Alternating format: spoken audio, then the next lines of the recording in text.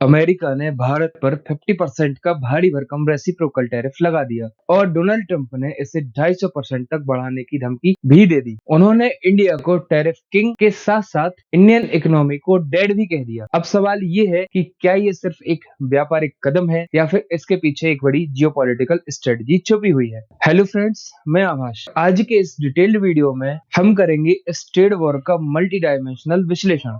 अगर ये जानकारी आपको पसंद आए तो लाइक, शेयर और सब्सक्राइब करना मत भूलिए। डोनाल्ड ट्रंप प्रधानमंत्री के अच्छे दोस्त माने जाते थे, याद है आपको? हाउडी मोदी और नमस्ते ट्रंप, इस चक्कर में कुछ लोग होम हवन तक कर बैठे थे। लेकिन दोस्ती अपनी जगह है और राष्ट्र हित अपनी जगह। नतीजा 50% का झटका। चलिए शुरू करते हैं और समझते हैं इंडिया अमेरिका बायलैटरल ट्रेड। क्या आपको यह पता है, अमेरिका इंडिया का सबसे बड़ा ट्रेडिंग पार्टनर है। लेकिन मजेदार बात यह है, यह ट्रेड इंडिया के पक्ष में है। कैसे? भारत और यूएसए के मध्य बायलैटरल ट्रेड 2024-25 में 131.84 बिलियन डॉलर का रहा था, जिसमें इंडिया से होने वाला एक्सपोर्ट लगभग 86.51 बिलियन डॉलर का और इंपोर्ट मात्र 45.33 बिलियन डॉलर का, यानी इंडिया के पक्ष में ट्रेड सरप्लस 41.18 बिलियन डॉलर का रहा था। और इसी बात को मुद्दा बनाकर राष्ट्रपति ट्रंप ने भारत पर भारी भरकम टैरिफ इम्पोज कर दिया। राष्ट्रपति ट्रंप का कहना है कि इंडिया अमेरिका बायलैटरल ट्रेड से इंडिया को बेनिफिट ज्यादा हो रहा है। लेकिन क्या इस टैरिफ का सिर्फ एक ही रीजन है, बायलैटरल ट्रेड डेफिसिट? नहीं, इसके पीछे छुपे हुए हैं कई सारे जियोपॉलिटिकल एस्पेक्ट्स। दरअसल इंडिया और रशिया के रिश्ते बेहद मजबूत हैं। इतिहास से ही भारत रशिया का एक मेजर ट्रेडिंग पार्टनर रहा है, चाहे वह वेपन्स का मामला हो या फिर सस्ते ऑयल का। पर इंडिया और रशिया के ट्रेडिंग टाइज से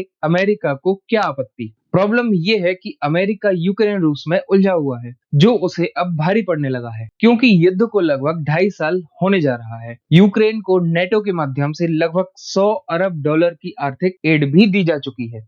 लेकिन रूस अभी भी मजबूती से खड़ा हुआ है। अमेरिका चाहता था कि रूस कमजोर होकर यूरोप पर डिपेंडेंट बना रहे, पर यह रणनीति अमेरिका की सफल होती दिखाई नहीं दे रही है। धीरे धीरे अब अमेरिका पर इकोनॉमिक प्रेशर के साथ साथ घरेलू पॉलिटिकल प्रेशर भी बढ़ने लगा है। दूसरी तरफ पिछले कुछ समय से रशिया और चाइना के बीच बॉन्डिंग काफी अच्छी हो चुकी है। उसमें ईरान का शामिल हो जाना अमेरिका के लिए एक बड़ा चिंता का विषय है। दूसरी तरफ क्वेड भी चाइना को काउंटर करने में सफल नहीं हो पाया है। सवाल उठता है कि क्या है यह क्वेड ग्रुप? दरअसल 2017 में साउथ चाइना सी में चाइना की एग्रेसिव पॉलिसी को देखते हुए 4 देश, अमेरिका, जापान, इंडिया और ऑस्ट्रेलिया, फिर से क्वेड के माध्यम से सामने आए थे, जिसे अमेरिका ने काफी पुश किया था। क्वेड ग्रुप की परिकल्पना हमें 2004 में दिखाई देती है, जब इंडियन ओशन में सुनामी आई थी। और 2007 में तत्कालीन Japanese prime minister Shinzo Abe ने इस क्वेड ग्रुप को ऑफिशियल रूप दिया था। लेकिन यह क्वेड ग्रुप भी चाइना की पॉलिसीज को काउंटर करने में सफल नहीं हो पाया है। दूसरी तरफ चाइना, रशिया और ईरान के बीच बेहतर कोऑर्डिनेशन देखा गया है। इसमें शामिल है पिछलग्गू पाकिस्तान। इस ग्रुप का प्रेशर यह था कि डोनाल्ड ट्रंप ने अपने पिछले कार्यकाल में ईरान न्यूक्लियर डील भी कैंसिल कर दी थी। इसके अलावा सबसे बड़ा जो सिरदर्द अमेरिकन लेड यूरोपियन कंट्रीज को है, वह है BRICS countries. BRICS countries developing economy का एक ग्रुप है, जिसमें ब्राजील, रशिया, इंडिया, चाइना और साउथ अफ्रीका शामिल है। लेकिन यह ग्रुप बढ़कर ब्रिक्स प्लस नेशंस हो चुका है, क्योंकि इसमें इंडोनेशिया, इजिप्ट, इथियोपिया, यूएई और ईरान भी शामिल हो चुके हैं। ये सारी डेवलपिंग इकोनॉमीज 46% पॉपुलेशन को होल्ड करती हैं, यानी दुनिया की लगभग आधी आबादी। ये सारी कंपनीज अमेरिका के लिए एक बड़ा मार्केट है। ब्रिक्स की बढ़ती शक्ति के कारण यूरोपियन इकोनॉमी को एक चैलेंज महसूस होने लगा है। इसके अलावा ब्रिक्स नेशंस के साथ जुड़ा हुआ है डी डॉलराइजेशन का कंसेप्ट। वैसे तो डी डॉलराइजेशन का कंसेप्ट काफी पुराना है,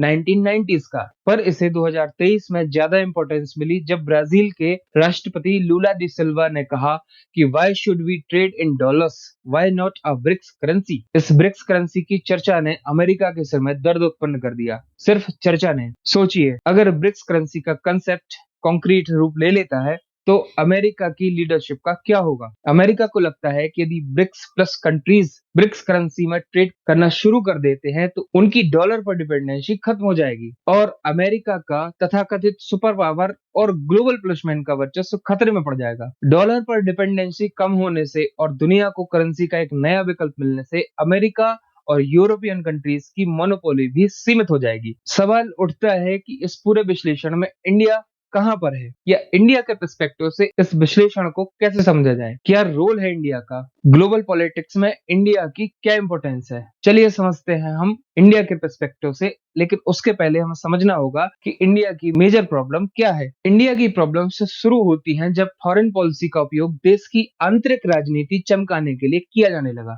फॉरेन पॉलिसी हमेशा एक देश को ग्लोबल लेवल पर रिप्रेजेंट करती है, पर पिछले कुछ समय में इसका उपयोग एक नेता की छवि चमकाने के लिए किया जा रहा है, जो अब धीरे धीरे बैकफायर करता हुआ दिखाई दे रहा है। यूएस के कॉमर्स सेक्रेटरी का स्टेटमेंट, जिसमें वे भारत की रशिया से वेपन खरीदने तथा ब्रिक्स करेंसी के समर्थन के खिलाफ कहते हैं कि that is not how you make friends in Washington. Bharat को एक ग्लोबल लीडर बनना है और उसकी नीति मल्टीपोलर वर्ल्ड ऑर्डर के समर्थन की रही है, पर उसकी एक्टिविटी उस पॉलिसी को फॉलो नहीं करती। फॉर्मर एनएसए शिवशंकर मेनन का कहना है कि नई दिल्ली के हित तब तक नहीं साधे जा सकते जब तक वह वैश्विक मुद्दों पर साइलेंट है या संतुलन स्थापित करने की नीति पर चलता रहेगा। उसे मध्य पूर्व जैसे क्रिटिकल इश्यूज पर एक्टिव स्टैंड लेना होगा। तटस्थता की नीति को त्याग कर पीस को प्रमोट करना होगा।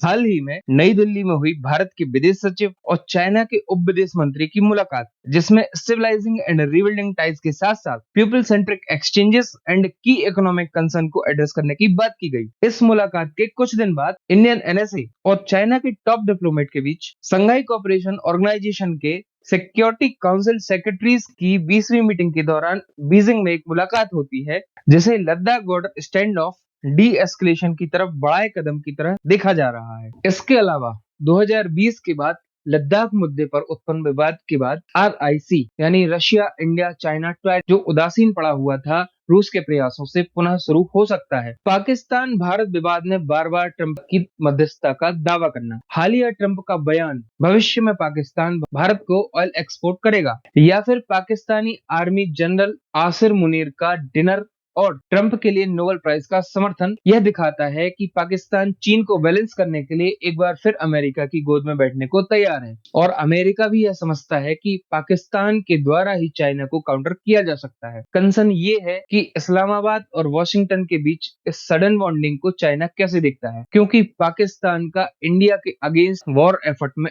80% चाइना का पार्टिसिपेशन था। कुल मिलाकर इस हॉस्टाइल और अनसर्टेन जियोपॉलिटिकल सिचुएशन में इंडिया को एक कंक्रीट फॉरेन पॉलिसी और स्ट्रॉन्ग स्टैंड की आवश्यकता है, क्योंकि मामला नेशनल इंटरेस्ट का है। पर ये कहानी यहीं खत्म नहीं होती, क्योंकि ट्रेड, टैरिफ और स्ट्रेटजी से शुरू हुआ यह खेल नए जियोपॉलिटिकल समीकरण को बनाने वाला होगा। भारत के सामने चुनौती है कि आर्थिक हित, सामरिक हित और राष्ट्रीय सम्मान तीनों को एक साथ साधना। देखना होगा ग्लोबल पॉलिटिक्स भविष्य में कैसे शेप लेती है। क्या इंडिया और चाइना भविष्य में एक दूसरे के नजदीक आ पाएंगे? क्या ब्रिक्स करेंसी का विचार व्यवहारिक रूप ले पाएगा? मल्टीपोलर वर्ल्ड ऑर्डर स्थापित हो पाएगा? और सबसे बड़ी बात, इंडिया की फॉरेन पॉलिसी इन फ्यूचर किस तरह से शेप लेगी? आप लोगों के सजेशंस और क्वेश्चंस नीचे कमेंट जरूर करें। Thank you.